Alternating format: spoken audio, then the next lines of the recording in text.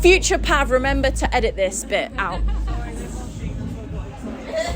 Stop the interview with Future Pav. Future I think we have to now. What does David and Pav have in common with politicians in power? Hello, my name's Pav. It's Saturday the 6th of September 2025 and I'm with...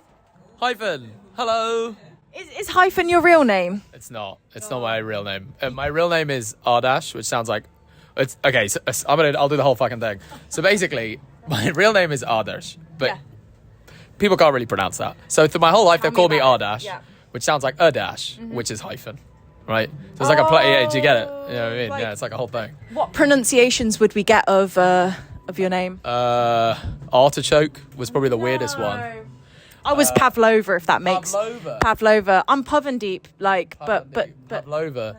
Pavlova is like, at least it's grandiose sounding. Do you know what I mean? True. It's like that's like a Pavlova. You know what I mean? Whereas artichoke, it's more like it's covered in oil and in a a bottle locked away from the world. Seasonal. Yeah. How do you feel playing Decolonise Festival? So nice, such a nice vibe when you walk in, and like Nathan Jane just said this on stage. A beautifully diverse audience. Like, I don't know, man. Like, I feel. I'll say something on this on stage. I'm trying to think what I'm going to say, but like the story of basically any person of colour that's immigrated, probably somewhere along that family line, there's been some kind of anti-colonial, anti-empire, kind of like fighting the system that they had to be adjacent to.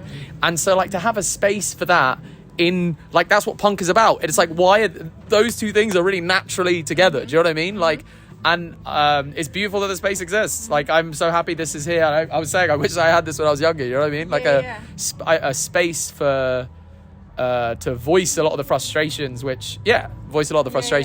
And you're a very fitting artist for this evening. So I feel like it's going to be quite maybe pointed and to the point of your message of what you want to say. I hope so, yeah.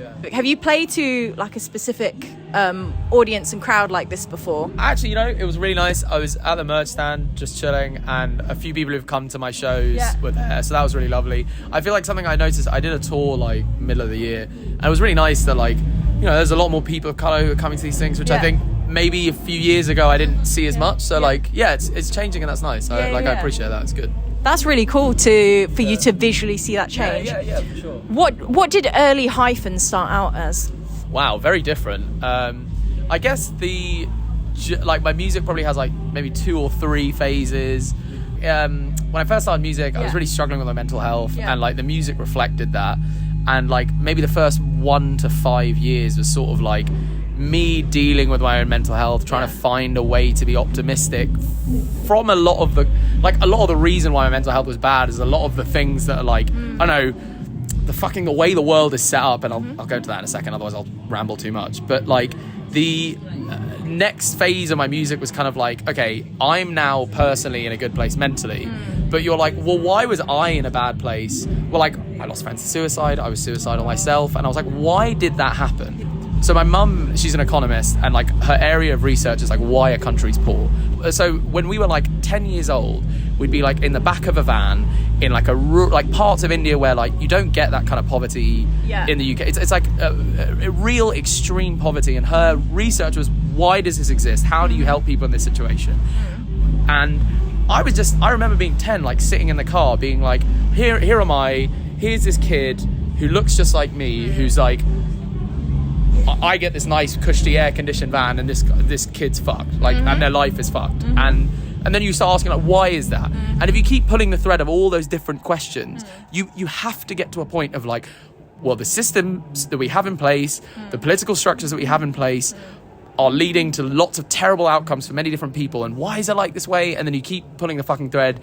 The end answer is, there are so many people who are fucking evil who are in power. Do you know what I mean? That is like in really like reductive, dumb terms. That's kind of where you get to. Yeah. And like there are many steps to get there. There's many fucking policy decisions you need to be considering and all that fucking stuff.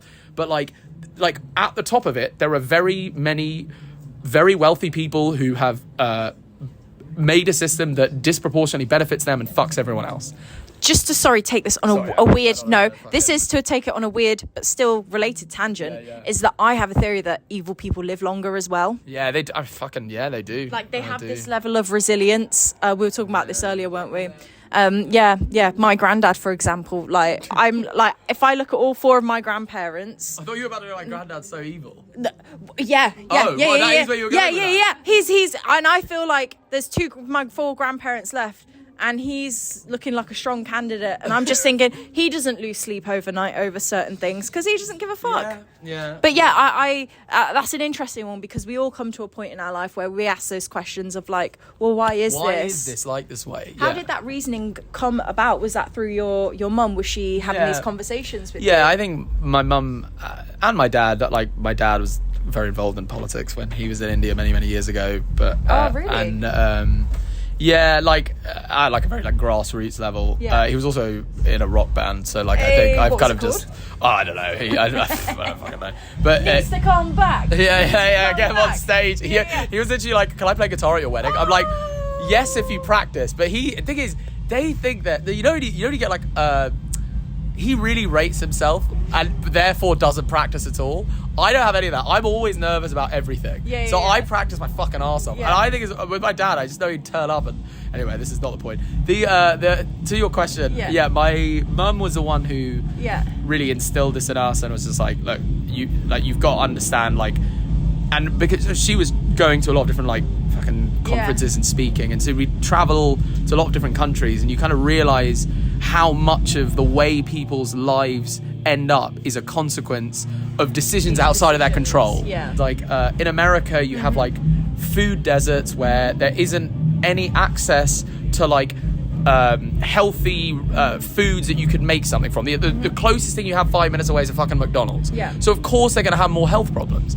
And so like, to the person living there, you can go and wag your finger and be like, oh, you need to make better personal decisions. Yeah, you know what I mean? Well, you fucking go exercise. But like, that choice is harder for that person than it is for anyone else. And so I think my mum really like taught me a lot about that. And like, look, personal responsibility is important, accountability matters, but like, you've got to also recognize the context that like, my music is an attempt to like make these rambles less rambly. Do you know what I mean? I have these thoughts, these things, lots of people have these thoughts. I'm trying to make it as like punchy and to the fucking point. And like, I've sworn now, sorry. Future Pav, edit this out. The hope is that like you get enough people behind this that you can actually change things. That's the hope. Do you have any tips for people writing these similar types of songs from your experience of how to get to the point?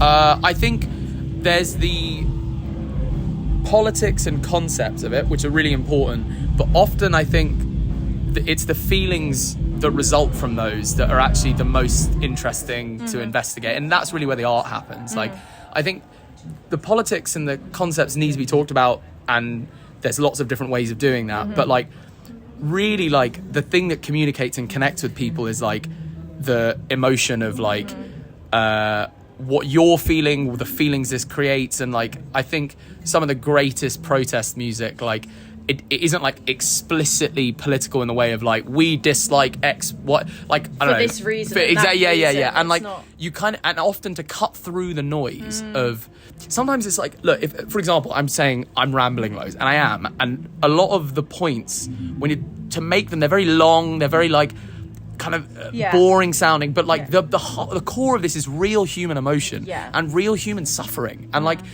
if you're trying to make this music, remember that is really what it's about. And like and I really this is a mistake I've often made, it's like, try not to get lost too much in the like I've got to make this point, do you know what I mean?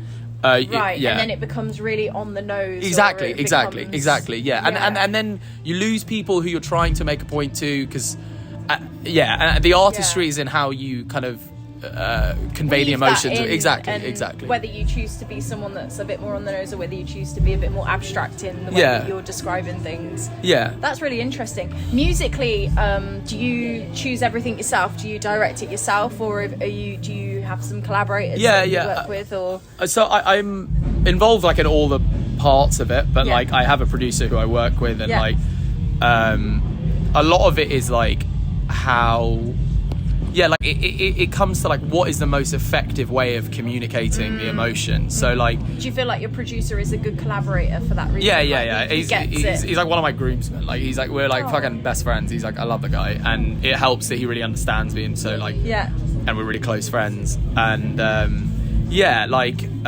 sorry, I meant to say something else on the previous answer. Sorry, I cut you off. Yeah, no. I just remembered it now. So like, okay, take an artist like Bob Vylan, amazing artist. Yeah. Like a lot of what's so powerful about his music is the story that he's telling, and it's his story. But that's like the emotions and his true lived authentic life, and that life is inherently political given his life experiences. And so yeah, it's like that storytelling, the emotion of it. I think that is what really gets the stuff to land. Sorry, I just wanted to say that for the last answer. And then on future Pav, edit that. Yeah, edit that future Pav. Yeah. Edit that. Also, clean your room. I know. Because those spiders, you know. You get spiders in your room? Occasionally. But no. Oh, really? The Arachnophobia fascinates me. Really? Yeah, because I'm like, they can't do anything to you. I mean, fine, if you're in Australia, they can eat your face or whatever, but like, they can't do anything here. Do you know what I mean? What's it gonna they can't, do? But okay, I don't want to distract too much. Where would you like to go next musically? Or any topics that you haven't touched on, or doing things in a certain way that you feel like you haven't done before? You know what? Straight in. The thing that I'm thinking about for the next 4 years is Reform UK are very politically significant. They're only going to get more and more significant. But I think there is a real opportunity on the left to create a vision of something that is different and better. Because, okay, so Reform are going to run on "We hate immigrants," right? That's what they're going to run on. And they're already running on, and they're going to keep doing that. If, like in recent elections, what I think you see a lot of is when Trump ran against Clinton. Clinton was trying to say Trump is evil, Trump is bad. It's a negative campaign.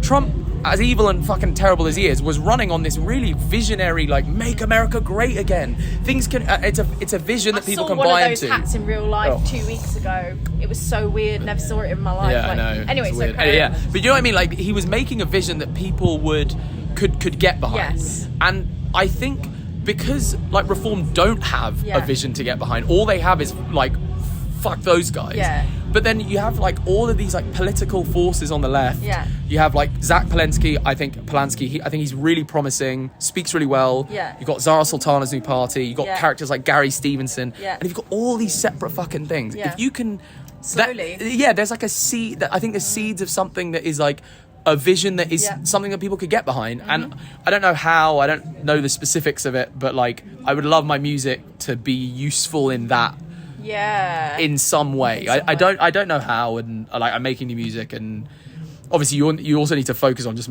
doing not the thing that I said earlier of I'm making the point. You know, you got to make art. Yes. But like I don't know. If it helps you out, I feel like because you've released like songs that are seen as political, that already cements the groundwork of this is an artist that lies on this side. So anything you like kind of release from this point is all can be seen in that vein. That's really helpful. Well. Yeah. So the context is already there. You've kind of like, okay, this is the kind of artist that I am. So if you made like an instrumental and then like they were like, oh, we're going to use that under our like campaign. The political context is there. You know what I'm about. Yeah. So even if I'm less explicitly political the next time, it's like, okay, I got that's very helpful. That's very helpful. I appreciate that. Yeah.